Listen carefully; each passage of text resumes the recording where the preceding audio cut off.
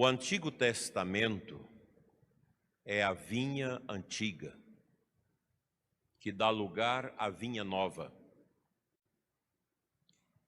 E nós podemos ver que há duas instâncias fundamentais na antiga vinha e na nova vinha.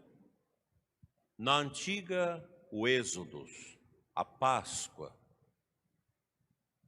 que teve como grande protagonista o patriarca Moisés, que falou com Deus, que no alto do Monte Sinai recebera de Deus as tábuas da lei, os 10 mandamentos, o Deuteronômio. O povo de Israel, a vinha escolhida pelo Pai no Antigo Testamento, passa por uma grande experiência de sofrimento e cativeiro, sendo oprimida sob o báculo, o cajado dramático de Faraó no Egito. E a saída do povo de Israel, a antiga vinha, da escravidão egípcia, se dá através da Páscoa, daquele momento dramático em que Deus faz imperar a voz de Moisés para que o povo apressadamente comesse a Páscoa, imolasse um cordeiro, macho, sem defeito, sem quebrar-lhes os ossos.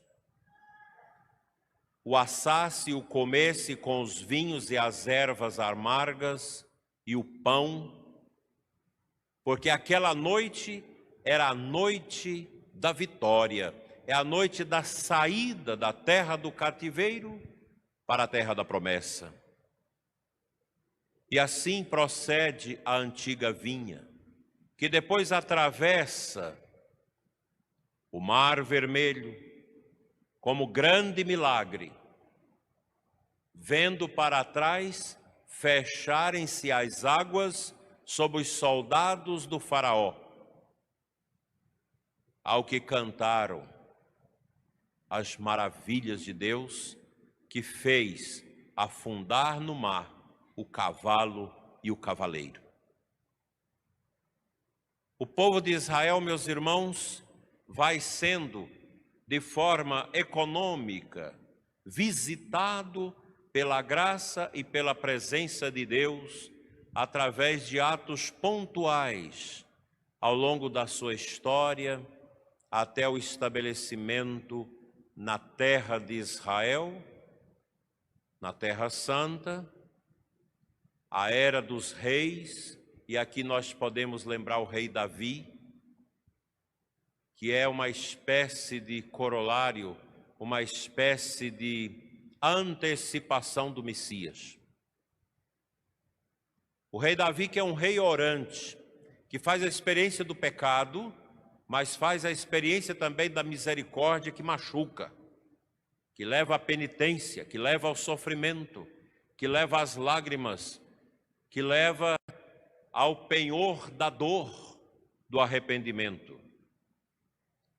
E dentro da vinha antiga havia uma expectativa de que pudesse vir o dono da vinha, o Messias. Israel prepara a chegada do Messias, o Cristo das nações, o Senhor da vida, o Redentor da humanidade, o esperado. E a vinha antiga, ela cede lugar à vinha nova. O antigo Israel agora vai ser continuado, sucedido pela nova vinha, a vinha dos cristãos. Se lá, no Antigo Testamento, a passagem pelo Mar Vermelho e a água do mar, lembra-nos o Apocalipse de São João, ela é uma água que representa a morte. A água salgada não serve para beber. E ali estava a morrer a escravidão social do povo. Mas agora Jesus desce às águas do Jordão, inaugurando assim o novo povo, o novo Israel, que agora não passa pelas águas salgadas, mortas, mas pela água doce, pela água da vida. E este gesto de Jesus que dá início ao novo Israel, a igreja, a vinha que nós pertencemos, ela é confirmada, não mais como aquela nuvem de fogo que foi acompanhando Israel, mas agora sim visivelmente pelo Espírito Santo, que confirma a missão do Messias, que confirma que Jesus é o novo Moisés, que aquela libertação da vinha antiga não foi completa. Ela foi uma libertação de uma escravidão social, política nesse mundo. Mas agora, o esperado das nações, que atravessa o Jordão pelo batismo de João, levando o novo Israel ao mergulho nas águas vivas. Este novo povo agora terá uma libertação mais profunda, a libertação ontológica, misteriosa, metafísica, profunda do pecado. Cristo, o dono da vinha, que foi enviado pelo Pai, que prepara esta vinha para o grande mistério da redenção. Ele estabelece, antes do ato conclusivo, que é a cruz, o mistério da Eucaristia. A vinha produz um alimento. No Antigo Testamento, o maná. Agora, o pão vivo descido do céu. E quando Jesus, sentado à mesa com os apóstolos, institui divinamente o sacramento da Eucaristia, transubstanciando no pão e no vinho o seu corpo e o seu sangue, Deus nos faz ver que Ele alimenta os operários, os vinhateiros, alimenta a vinha. E o mistério da Eucaristia é o mistério da igreja.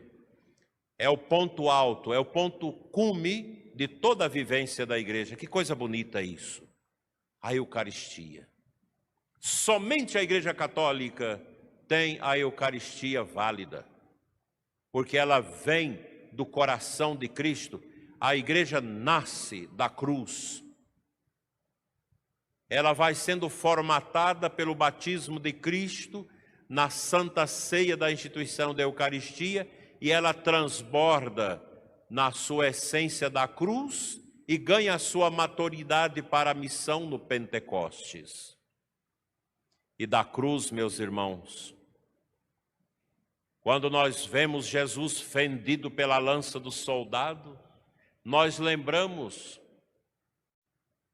desta água viva que desce de Jesus para não deixar ninguém mais ter a sede da salvação.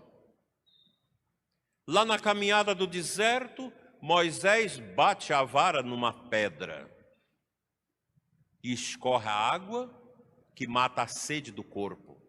Agora o soldado fura o peito de Cristo, que desce a água que mata a sede de vida eterna.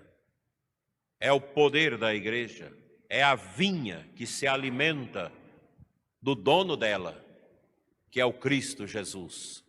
Jesus é o dono da igreja. E do seu peito aberto, nós recebemos a vitalidade do batismo na água e a força do alimento não perecível, viático para a vida eterna, na Eucaristia. O sangue e a água, que jorram agora em abundância sobre a vinha, para que nós não tenhamos mais fome e nem sede de salvação. Cristo nos salvou.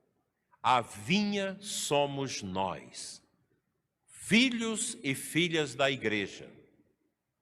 A igreja alimenta da seiva de nosso Senhor, que é a Eucaristia e os sacramentos. É uma beleza imensa que nós poderíamos ficar a noite toda meditando sobre isso. A beleza de ser católico, a beleza de pertencer à vinha do Cristo através do nosso mergulho nas águas do batismo. Quando nós chegamos à pia batismal, que o sacerdote ou ministro derrama água na nossa cabeça, dizendo o nosso nome e nos mergulhando no mistério da Trindade, do Deus único e verdadeiro uno trino, nós nos tornamos operários da vinha. A vinha é a nossa casa, a igreja é a nossa casa de amor, é a casa da palavra, é a casa do pão, é a casa da caridade, é a casa da esperança, é a casa da fé e do ágape eterno, que já banha o nosso coração quando nós celebramos os mistérios. E quando na igreja nós escutamos esta palavra, mistério, nós já lembramos logo dos sacramentos, que são sinais sensíveis da graça de Deus em nós. A vinha, ela é alimentada por esta força. Eis a nossa igreja, una santa católica apostólica, que brota do coração do Senhor, a vinha santa, da qual nós não temos o direito de participar, mas Deus nos concede a graça de selo católico, por graça, por misericórdia, não pelos nossos méritos. A igreja, meus irmãos, é a pureza de Cristo. A igreja é santa. Nós, os seus filhos, nem sempre. E às vezes queremos matar o dono da vinha, como nós ouvimos na parábola. Longe de nós cultivarmos no coração a arrogância dos fariseus, a prepotência dos doutores da lei. Longe, porque a vinha é humilde. A vinha não é nossa, nós somos da vinha. E todos nós somos chamados a zelar da vinha do Senhor com toda a propriedade do nosso coração, com toda a nossa força, com toda a nossa inteligência, com todo o nosso afeto, com toda a nossa energia, servir a Deus na vinha com alegria, com o nosso dízimo, com a nossa participação, com a nossa adoração, com os nossos trabalhos nas diversas áreas de evangelização da nossa igreja, da vinha do Senhor. A paróquia, ela é a expressão da vinha. Ela é a nossa casa. A paróquia é a nossa família. O responsável direto pela paróquia é o bispo. Mas a igreja, na sua sabedoria apostólica, desde o início, dá ao bispo o direito de ordenar os seus presbíteros, os seus sacerdotes, para que sejam a extensão do seu ministério nas paróquias e nos diversos serviços da diocese. Daí é uma alegria para o bispo poder entregar ao povo a porção de Deus de uma paróquia, um novo pároco, provendo assim com a presença do sacerdote, do presbítero. Sacerdote porque é o homem da oferenda, porque somente o padre pode celebrar a missa, somente o padre pode dar absolvição dos pecados, somente o padre pode ungir o doente, curvar-se sobre aquele que está na perrengueza, ungindo-o com óleo da força e da esperança. É uma atitude samaritana do pároco, do sacerdote, ungir os enfermos.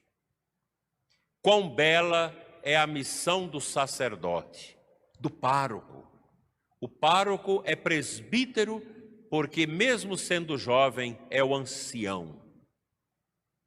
É o mais velho na fé, que confirma o povo de Deus nos mistérios da nossa fé.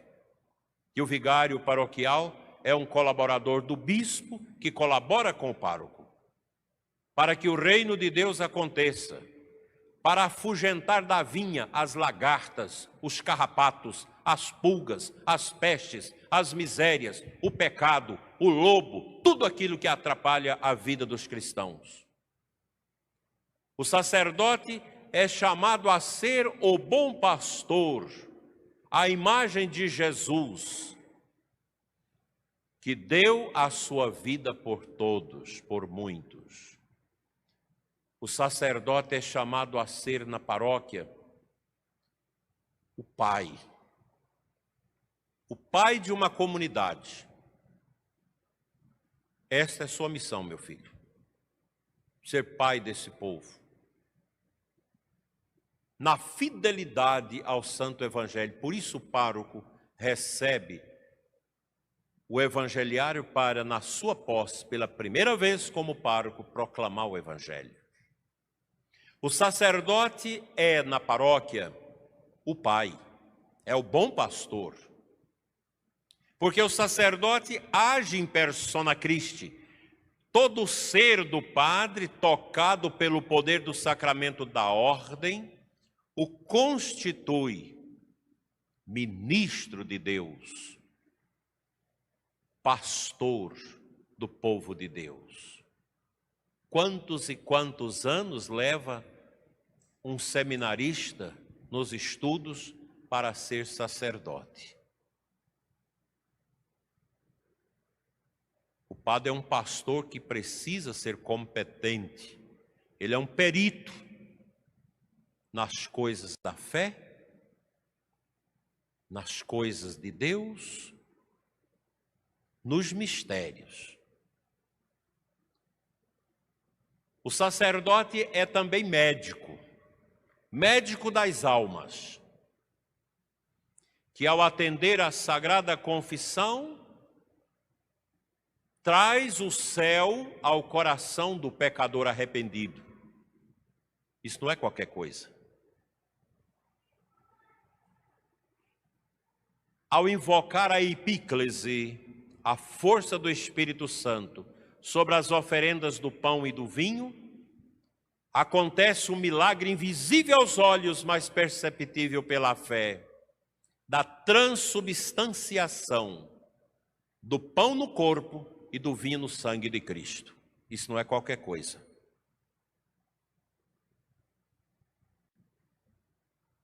O pastor americano protestante Scott Hahn, que tinha uma inquietação no coração quando conduzia a sua igreja como ministro evangélico.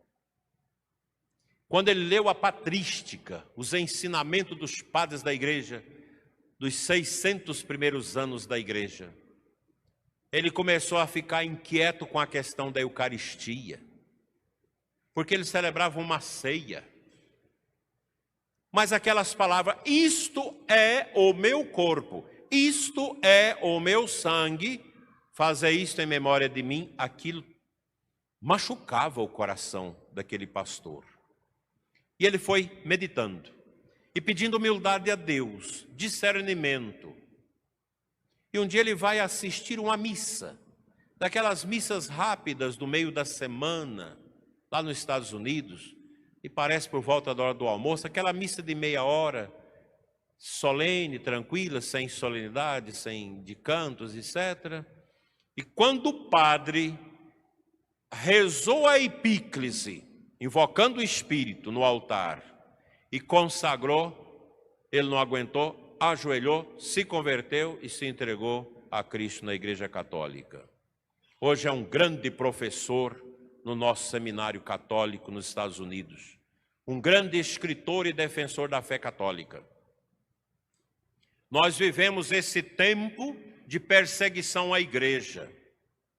E a perseguição à igreja, ela não é só de fora para dentro da igreja, é de dentro para fora da igreja. Nós precisamos retomar o caminho, queridos sacerdotes que me escutam, padres e bispos. Nós precisamos tomar posse da responsabilidade que pesa sobre os ombros de um sacerdote católico, que deve ser o homem de Deus, o homem irrepreensível, o homem pobre, o homem dedicado, o homem obediente. A igreja não é para ficar metendo o bedelho onde não deve, nem política, nem coisas ambientais. Nós podemos orientar, mas não é a bandeira nossa, meu Deus do céu. A nossa bandeira é a da vinha. E a nossa Igreja Católica no Brasil está precisando voltar um pouco para dentro dela. Não adianta os bispos, CNBB, muitas cartas, muitas coisas que não chegam ao entendimento do povo, porque não interessa ao povo. Nesses últimos 70 anos, a igreja perdeu 50% dos seus fiéis no Brasil. Será que a culpa é do povo? Eu já escutei muita gente evangélica dizer: eu fui batizado na igreja católica, mas deixei a igreja católica, porque a gente ia na igreja e não conseguia rezar, não se falava de reza, só de política, só de esquerdismo, só disso, só daquilo. Não se falava do evangelho, não se falava da beleza da oração, não se falava da beleza do céu, não se falava do caminho que nós precisamos, como vinha de Deus, percorrer, como os judeus percorreram na saída do Egito para a Terra Santa. A igreja precisa percorrer o caminho da santidade, da prática das virtudes, da oração, da adoração, da santidade, do amor à tradição, para chegarmos ao céu. Nós somos chamados a sermos a igreja de sempre. Tem muita gente querendo criar uma nova igreja. Isso é nova era, isso é nova ordem mundial. E nós vamos resistir até o derramamento do nosso sangue. Mas nós não vamos aceitar que esse mundo perverso, que esse ateísmo tremendo, que essa mentalidade comunista que enfiou dentro da cultura, queira destronar o poder da igreja. A igreja não pertence a esse mundo. A igreja é do céu. A igreja é a vinha eterna. Nós não somos um partido político. Nós não somos uma ONG. Nós não somos uma agremiação social. Nós somos a epifania do mistério do ressuscitado. O pároco é o médico que tira a doença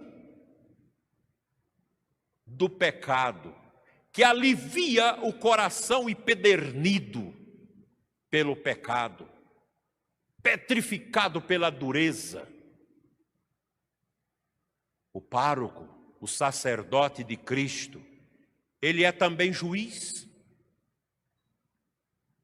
porque ele tem a obrigação de entrar na consciência da ovelha tresmalhada, perdida, afastada, cabeçuda, desorientada, mas que busca a misericórdia. O padre é pastor, pai, mestre porque ensina, juiz porque avalia a consciência, médico porque dá o remédio do sacramento, pastor porque alimenta o rebanho, a vinha, com a sua palavra e com o seu testemunho. Quão belo é esse mistério. Gente, essa é a nossa igreja. Nós devemos ter no coração um orgulho santo de ser católico, de sermos esse povo que vem lá do Antigo Testamento, nesta caminhada para o céu. Quando São João Maria Vianney, Padre Flauner e Padre Raifran,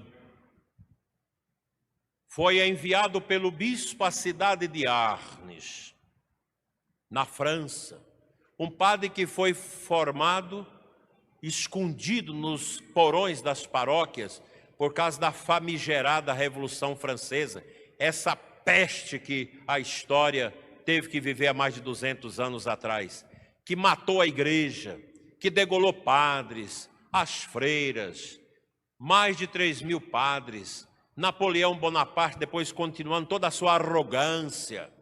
São João Maria Vianney foi formado nesse ambiente de grande dor.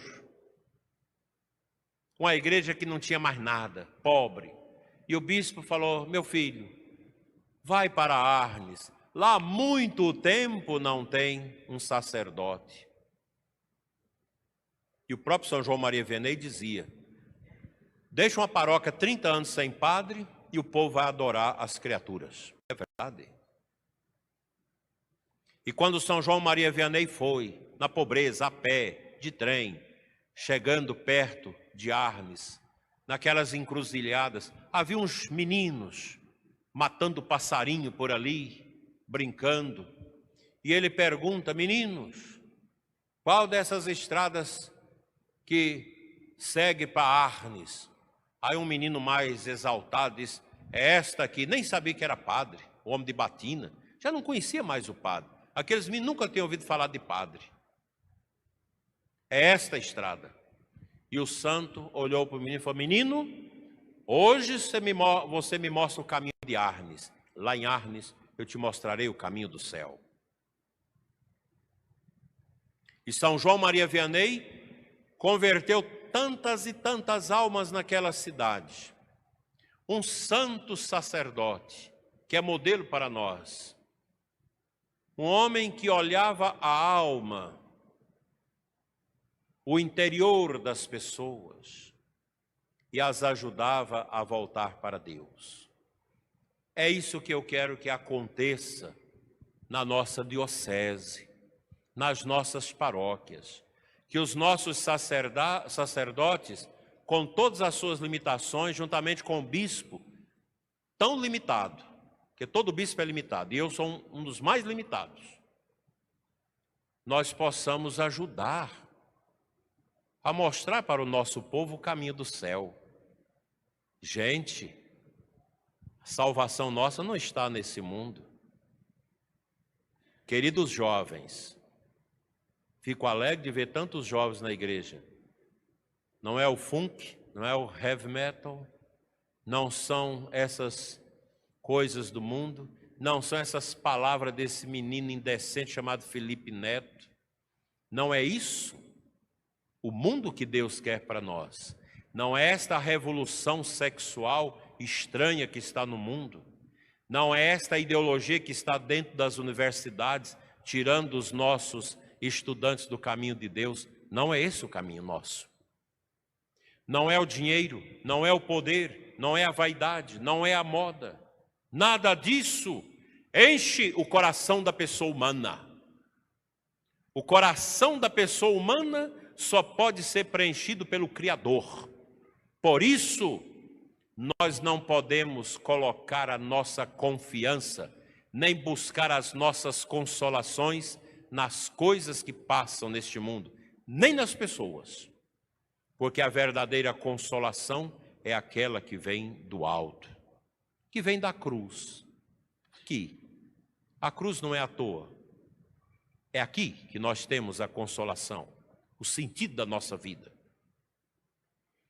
Essa semana, em Uruaçu, morreu um menino, vítima da peste chinesa, Luiz, 16 anos, desde pequeno cantando na igreja, um menino alegre, obeso, uma felicidade, uma bondade. Todo mundo caiu em pranto naquela cidade com a morte daquele menino.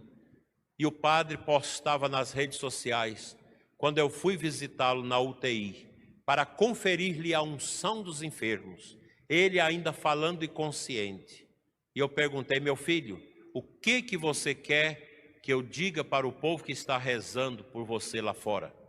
E ele disse: diga a eles que eu os amo demais em Jesus. Foi as últimas palavras do menino. Um menino abençoado. Nós agora estamos à véspera da beatificação de Marco Acutis. esse santo, menino também, que morreu com leucemia com 15, 16 anos na Itália. Um menino, um jovem bonito, que fazia o encanto da juventude e que deixou para nós o exemplo de quê? Da adoração à Eucaristia. Adorar Jesus na Eucaristia. Aqui, na capela. Eu quero, queridos padres, que esta paróquia seja uma paróquia eucarística. Uma paróquia de adoração, uma paróquia de night fever, uma paróquia em que o povo sinta o toque de Cristo pela Eucaristia. Cuide de todas as pastorais, mas eu gostaria, Padre Flaune, que vocês pensassem um projeto urgente para as crianças, adolescentes e jovens. Se nós não evangelizarmos as crianças, os adolescentes e os jovens, quando nós mais velhos morrermos, as nossas igrejas vão ser vendidas, porque não terá mais ninguém nelas. É urgente. E vocês, família, vocês casais, vocês pastorais, catequese, vamos trazer Jesus para dentro da igreja. Não vamos ficar apegados em teorias, em coisas, em bobagens. Vamos trazer a pureza da fé para dentro da igreja. Vamos evangelizar nossas crianças. Vamos dar espaço para que os nossos adolescentes possam experimentar Cristo e não as drogas, e não a prostituição, não o homossexualismo. Vamos dar oportunidade para os nossos jovens saber que só Jesus basta na nossa vida. Que São Sebastião interceda pelos padres que aqui chegam, por todos vocês, pelas nossas queridas famílias desta paróquia, e que a Virgem, a Imaculada Conceição, nos acompanhe, como Moisés acompanhou o povo no Antigo Testamento, para que nós possamos caminhar com Jesus para o céu. Amém. Assim seja.